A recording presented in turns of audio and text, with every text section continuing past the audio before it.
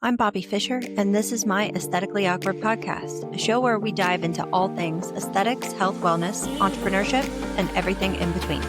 This podcast is for informational and entertainment purposes only. It is not medical advice. Please consult your own healthcare provider before making any decisions in your personal health journey. Now let's get into it. Welcome, Amber, back to the show. We are going to give you 5 quick tips to reset your skincare routine for spring. If you feel like your skin looks a little dull, congested, not as bright as it did a few months ago, you're not imagining it. Winter can leave behind a buildup of dry skin. You might see slower cell turnover, and you may have been spending a lot of time inside with the heat blasting, and that's going to have an impact on your skin health. Spring is a really good time of year to consider doing a reset. It doesn't mean that you need to throw out your entire routine, but it's a good opportunity to just refresh your skin, refocus on supporting your barrier, and prepare for more sun exposure as we head into those warmer months.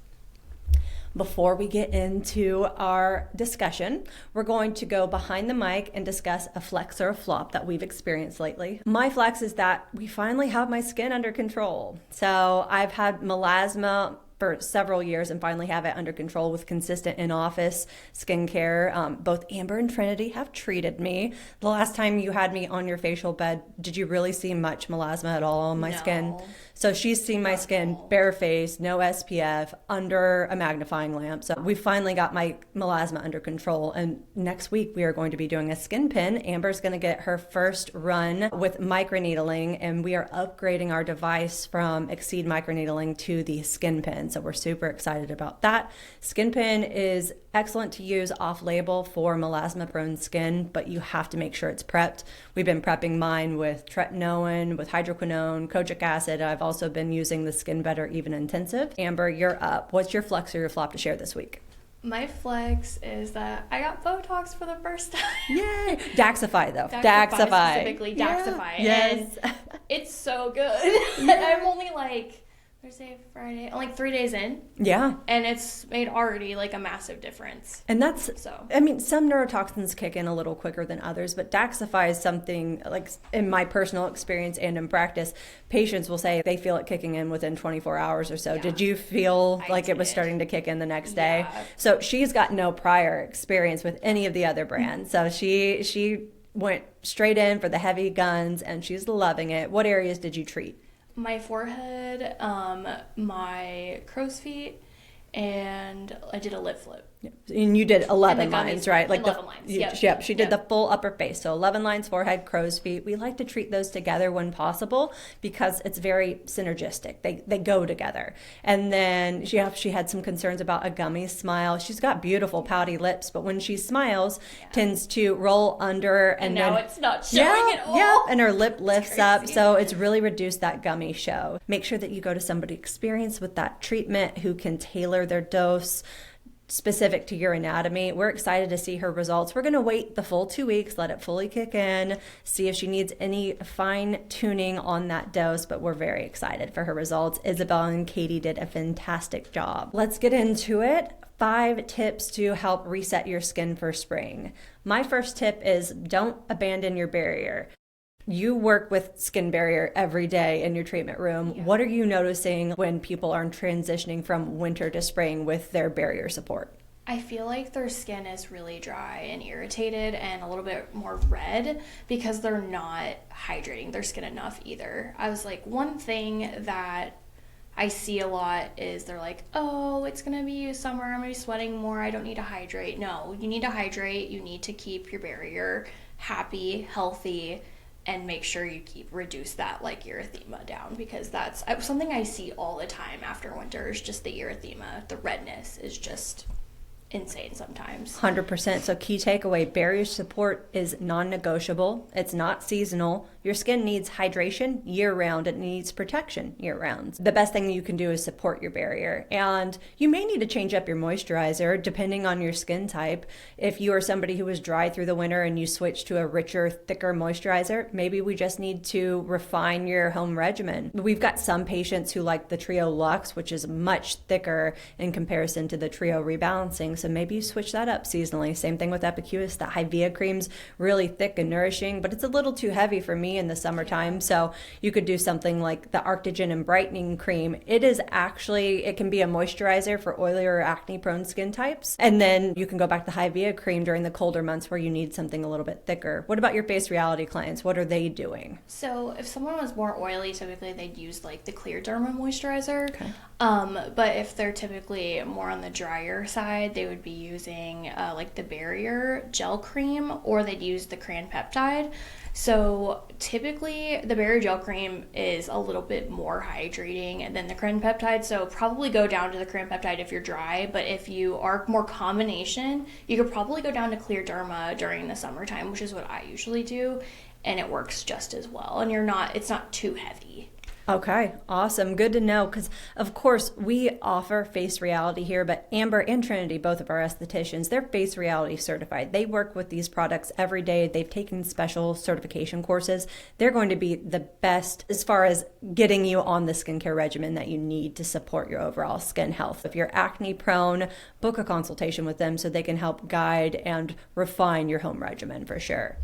There's no one size fits all answer. What works for me might not work for you. Don't guess. That's why you need to book that consultation and make sure you're coming in. If you can't come in every month, maybe seasonally, maybe quarterly, every 3 months. Let us help you adjust that regimen. My next tip for resetting your skin for spring is consistent exfoliation. Do you find that people change up their exfoliation habits when we're changing seasons, Amber?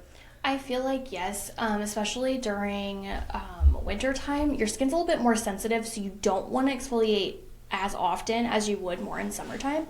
I feel like even for me, like I exfoliate only like once a week during winter time because I'm so dry and I feel like my skin will get too irritated if I do it too often.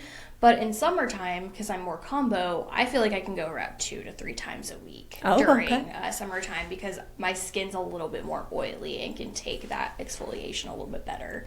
So everyone's different, but I feel like it does switch up seasonally for sure, depending on your skin type. That's awesome to know, and that really is a good insight as far as like the different skin types. Winter can lead to a buildup of dead skin cells. The air is drier, your cell turnover slows down, and that can make your complexion look dull or uneven if you stop exfoliating or if you're not getting in-office treatments. Increasing your exfoliation slightly. Maybe you're going to be adding in like the Epicutis enzyme. I really like that powder, especially if you're using the Epicutis oil cleanser. You just mix a teaspoon or so into that with your cleanser, and it leaves your skin so buttery smooth and soft. Something else you might consider is Skin Better peel pads. Who do you normally recommend those to? The peel pads? Mm-hmm. I feel like you can recommend those to just about anybody. They're pretty gentle. They're also great for like oily acne prone skin and mature skin. Really great for mature skin. I feel like anyone can use those peel pads besides people with rosacea and super sensitive skin. I would not recommend it to them. Sure. But everyone else 100% could use those. It's so good. And honestly, there's enough product on there and get your elbows and like stuff like that too, and back your hands. So it's a overall good product and worth the money. Absolutely. And they are super juicy, like she mentioned. There is a softer side and then that rough textured side. You probably don't want to use the rough textured side on your face, but when you've already treated your face with the soft side, flip it over and use that rough side to buff your elbows, your knees. If you get keratosis pilaris on the back of your arms, that chicken skin, it's a really good treatment for that. So gentle, consistent exfoliation to keep your skin cells turning over to help with that skin renewal without disrupting your barrier is key. If you're unsure of what level of exfoliation is appropriate for your skin, again, book a consultation with an esthetician. Skin tip number 3 for your spring skin reset, consistent SPF use. SPF, it's non-negotiable for me and for my patients year round. So many people cut it out entirely during the winter. They just don't understand that even though it's not hot out and it's not super sunny, it's overcast, you're still getting exposed to something that could cause skin cancer or sun damage. So you need to be wearing SPF year round.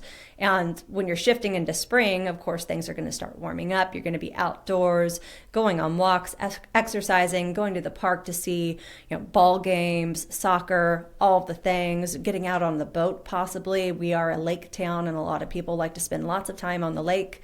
So we need to improve our daily SPF use and reapplication. Are there any SPFs you see people leaning towards or that you recommend?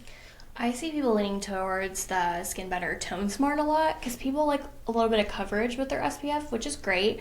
I love that. And then also the Color Science, that also has a bit of coverage. But I also, for some people, I really like to recommend the SPF 30 from Face Reality if they don't want any coverage at all, because it's really smooth. It feels like a moisturizer. You can just use that in the morning.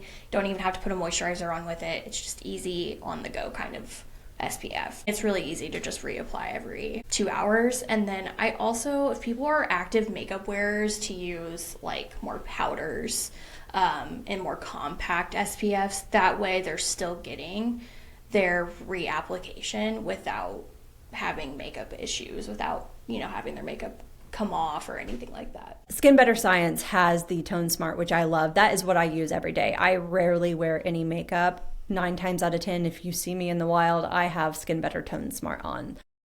I love the compact, particularly for like the middle range skin tones. Sometimes in the winter, it's a little too dark for me, but in the summer, occasionally I'll get a little bit of a tan. It's pretty rare, but sometimes I do get a little bit darker and then it blends in a little better with my skin tone.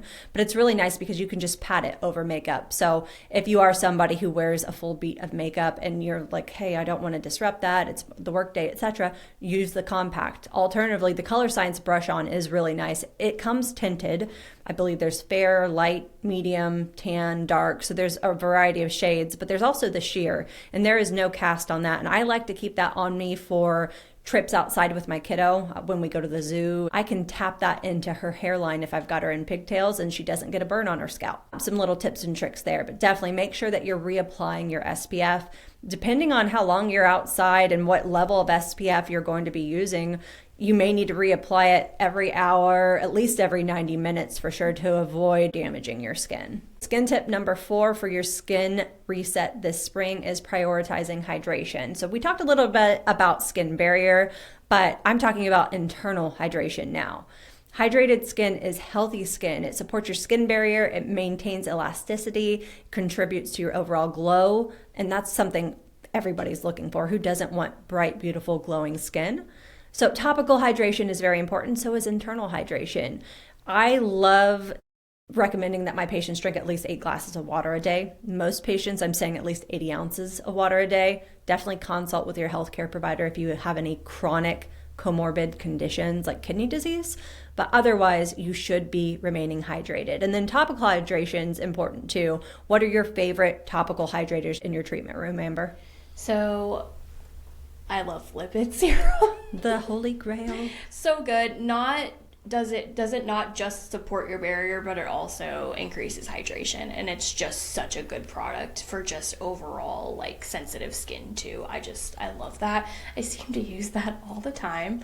And then for some of my acne prone girlies, like the Hydra Remedy serum is really good, or even the Hydra Balance is really good too. I've not used either of those, but I know we have several Face Reality clients who are on that, and that helps maintain their skin barrier throughout their treatments when they're coming in every 4 to 8 weeks with you getting one of the clear skin peels. So obviously it's doing the job, but I'm a sucker for Epicutis lipid serum. I use it twice a day, pea-sized amount, face, neck, décolleté, put it on the back of my hands, and then I lock it in with my Hivea cream. It is just so luxurious, and that is why my skin is glowing every time you see me. So I cannot recommend it highly enough. And it is also amazing post-procedure. It comes in our post-procedure kit for CO2 laser, or microneedling, for pico laser. It's something that is an amazing addition to everyone's skin routine. I've not met a person yet who didn't benefit from it. And even acne prone people would benefit from it just as much. Yeah, they call it liquid ibuprofen for a reason, because it's a topical anti-inflammatory. It's going to reduce that erythema and really just help reduce the overall inflammation in the skin. So you can't go wrong with it for sure. Last but not least, tip number 5 for your skin reset this spring: consider a professional treatment. Spring is a really good time to come into the office for a skin treatment. It's starting to warm up a little bit, but it's still pretty mild, at least here in the Midwest. We'll have some sunny days, but a little bit of overcast. You may not be spending lots of time outdoors yet.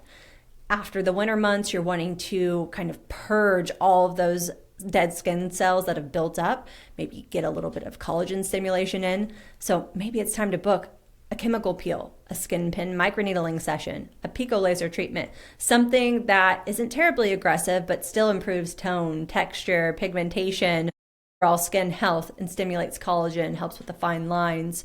Do you have one that you're seeing people ask about more often, or something that you are considering incorporating into your consultations moving forward this spring?